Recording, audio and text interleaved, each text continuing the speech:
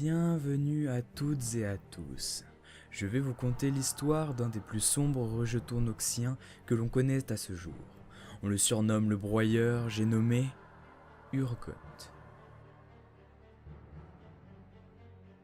Autrefois, Urgot était un puissant bourreau noxien. Il fut trahi par l'empire pour lequel il avait tant tué. Ceint de chaînes de fer, il fut contraint d'apprendre le vrai sens de la force dans les oubliettes, une mine de forçats située dans les profondeurs de Zone. Il put émerger à l'occasion d'un désastre qui jeta toute la ville dans le chaos. À présent, son ombre imposante s'étend dans son empire criminel souterrain. Levant sur ses victimes les chaînes qui le maintenaient naguère en esclavage, il veut purifier son nouveau foyer, nouvelle croisée des douleurs de tous ceux qui l'en estiment indigne. Urgot avait toujours pensé qu'il était un élu. En tant que bourreau, exécuteur des faibles, il était l'incarnation vivante du principe noxien, selon laquelle la force doit régner. Il incarnait cet idéal à chaque coup de hache. Sa fierté se nourrissait des piles de corps qui s'entassaient sous son couperet.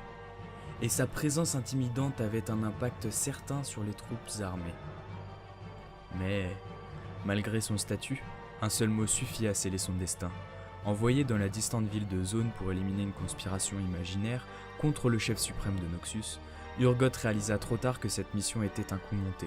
Il s'agissait de l'éloigner de la capitale pendant que Swain l'usurpateur en prenait le contrôle.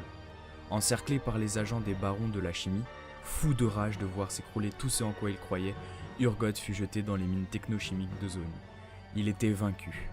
Il était esclave. Il n'était pas un élu au bout du compte. Il supporta la vie infernale de la mine dans un silence dur, n'attendant que la mort. Dans les oubliettes, la mort pouvait prendre bien des formes.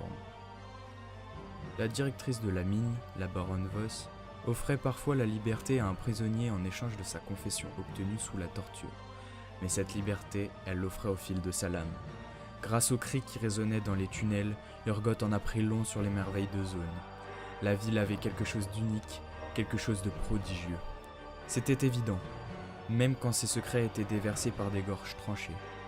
Urgot ne comprit pas de quoi il s'agissait, jusqu'à ce qu'il fût emmené devant Voss, tremblant de crainte à l'idée d'être brisé. Mais lorsque la lame de la baronne s'enfonça dans sa chair, Urgot réalisa que son corps souffrait déjà 1000 morts, une souffrance bien au-delà de tout ce que Voss pouvait lui infliger. Les oubliettes l'avaient rendu plus fort qu'il ne l'avait jamais été lorsqu'il était bourreau. Le secret de Zone, c'était la douleur. Son éclat de rire chassa Voss jusqu'à la surface, et un règne d'anarchie commença dans les profondeurs. Prenant le contrôle de la prison, Urgot s'épanouit dans de nouvelles épreuves de survie. Il se délesta des plus faibles parties de son corps et les remplaça par de la machinerie de récupération, par des technologies inventées par ceux qui ne pouvaient survivre sans. La nécessité est la mère de la douleur. Les gardes ne pouvaient plus entrer dans les zones qu'Urgot avait arrachées à l'empire de Voss. Les prisonniers eux-mêmes le redoutaient davantage qu'elle. Certains développèrent même un respect fanatique pour Urgot, écoutant ses sermons fiévreux sur la nature du pouvoir.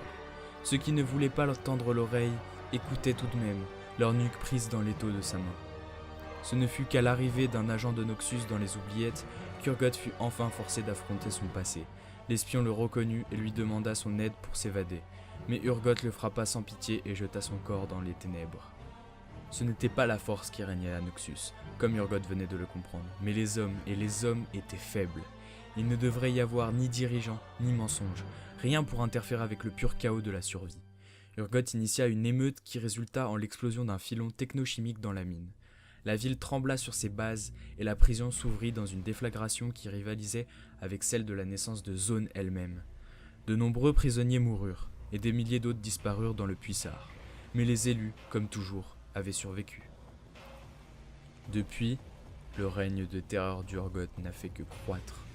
Monstrueuse fusion de machinerie industrielle et de brutalité noxienne, il élimine les barons de la chimie et leurs sbires un par un, s'entourant de disciples qu'il recrute parmi les laissés pour compte de Zone. À ceux qu'il épargne dans ses massacres, il laisse un message. Il n'est pas là pour commander, mais pour survivre. Si vous en êtes digne, vous survivrez aussi. Quant aux épreuves, elles ne font que commencer.